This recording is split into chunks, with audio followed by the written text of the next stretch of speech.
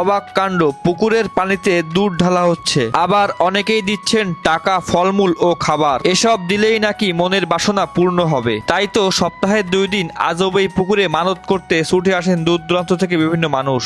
অনেকেই আবার গরু, ছাগল, হাঁস, মুরগি ও সিন্নি মানত করে থাকেন এই পুকুরে। অনেকেই মনের বাসনা পূরণ করার জন্য বট গাছের গোড়ায় মোমবাতি জ্বালিয়ে ধ্যানে বসে মগ্ন থাকেন।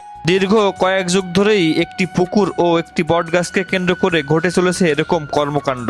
আসসালামু আলাইকুম দর্শক, স্বাগত সবাইকে। আজকে আমি আসছি এমন একটি জায়গায় যেখানে একটি বট গাছ দেখতে পাচ্ছেন। এখানে আগরবাতি সহ বিভিন্ন মানত করা হয় এবং এই পাশে একটি পুকুর আছে। এই পুকুরে, এটাকে বলা হয় ষাঁড়ের পুকুর। এই পুকুরে বিভিন্ন মানত করা হয়। এখানে টাকা, মুরগি সহ বিভিন্ন দুধ ঢালা হয় এখানে, এবং টাকা দেওয়ার যে রেওয়াজটা আছে সেই টাকাটা দেওয়ার পরে যদি টাকার পরে পানি ছিটিয়ে দেওয়া হয় এবং যদি টাকাটা ডুবে যায় তাহলে তার মনের বাসনা পূর্ণ হয়। তো আজকে দেখাবো, আসেন পুকুরটা দেখাই আপনাদের। এখানে যে পুকুরটা আছে এখানে, এই যে সামনে এই যে পুকুর,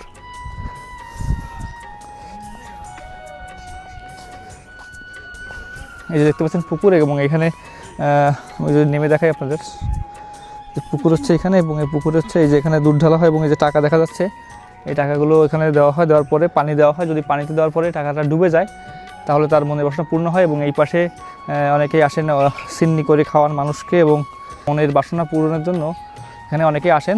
দেখতে পাচ্ছেন এই পুকুরে আগত এক ভক্ত দুধ নিয়ে যাচ্ছেন। তিনি এই দুধ নিয়ে আসছেন পুকুরে ঢালার উদ্দেশ্যে। তিনি নিজ হাতে এই দুধ এখন পুকুরে ঢালবে। দেখতে পাচ্ছেন দুধ ঢালা হচ্ছে। দুধ ঢালা শেষে খালি বোতলে এই পুকুর থেকেই পানি ভরে নিয়ে যাওয়া হচ্ছে। ধারণা করা হয় এই পুকুরের পানি খেলে বিভিন্ন রোগ থেকে মুক্তি পাওয়া যায়। অনেকেই ছোট বাচ্চা নিয়ে এই মাজারে আসেন এবং এই বট গাছ কেন্দ্র করে বিভিন্ন রকম কার্যক্রম করে থাকেন। দেখতে পাচ্ছেন একটা বাচ্চাকে নিয়ে বট গাছের চারপাশ থেকে ঘোরা হচ্ছে এবং তার রোগ মুক্তির জন্য বিভিন্ন মানত করা হচ্ছে। অনেকেই আবার তাদের মনের বাসনা পূরণের জন্য এখানে এসে এই বট গাছের নিচে মোমবাতি ও আগরবাতি জ্বালিয়ে ধ্যানে মগ্ন হন।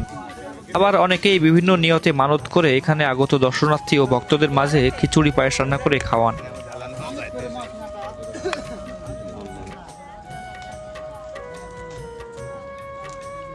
এখানে এসে দেখা যায় বিভিন্ন শ্রেণী পেশার নারী পুরুষ সবাই এসে টাকা ডুবিয়ে দিচ্ছে এই পুকুরে। তাদের ধারণা যার টাকা ডুবে যাবে তার মনের বাসনা পূর্ণ হবে।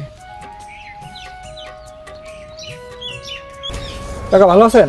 হ্যাঁ, এই যে ষাঁড়ের পুকুরটা, এখানে তো মানুষ টাকা দান করে, দুধ ঢালে, বা এই যে একটা বট গাছ আছে, এই সম্পর্কে আপনি কি জানেন? এটা সম্পর্কে আমরা অনেক পূর্বপুরুষের কাছে শুনছি, এখানে মানুষের মানাবতি করলে সেটা ফললেই সেই আজত মাজতগুলি নিয়ে এখানে আসছে।